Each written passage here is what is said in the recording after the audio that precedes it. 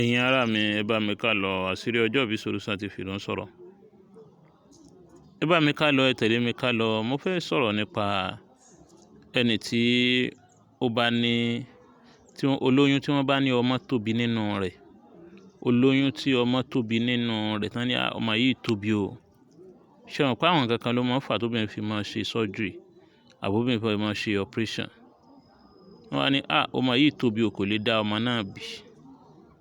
Kí ni solution tá a lè ṣe sí i? Kí ni nǹkan tá a lè lò? Kí ni nǹkan tó wúlò fún dáadáa tá a lè lò fún? Tí ẹni tó bá jẹ́ pé ọmọ bá tóbi nínú rẹ̀ tí ó fi lè bí ọmọ náà nírọ̀rùn without surgery.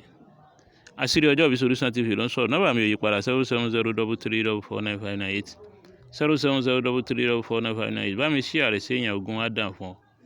Lọ bá mi wá ewé mẹ̀ríńgà. Lọ bá mi wá ewé mẹ̀ríńgà. Lọ bá mi wá. Tó bá ti rí ewé mẹ̀ríńgà àbí màríńgà lẹ́yìn sì ń pè lọ́dọ̀ yín ni. Tó bá ti wá ewé màríńgà yìí, bá mi ṣe é ní omi gbóná.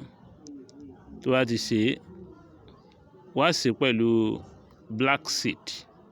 Kì í ṣe black pepper o, black seed yàtọ̀ sí black pepper o.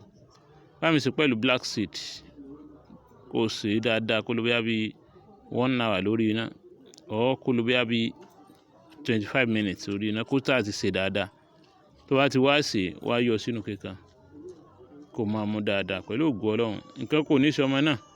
Ọmọ náà yóò sì reduce, weight rẹ̀ máa reduce.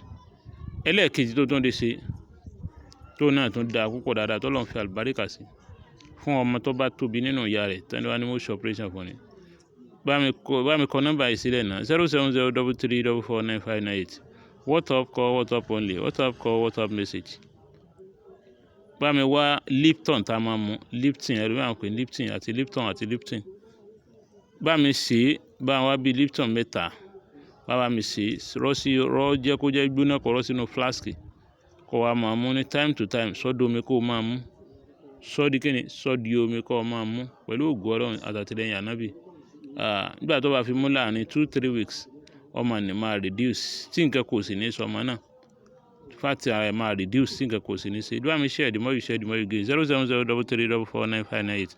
Àṣírí ọjọ́ ìbí Solution TV ló ń sọ̀rọ̀. The more you share, the more you gain. Thanks so much.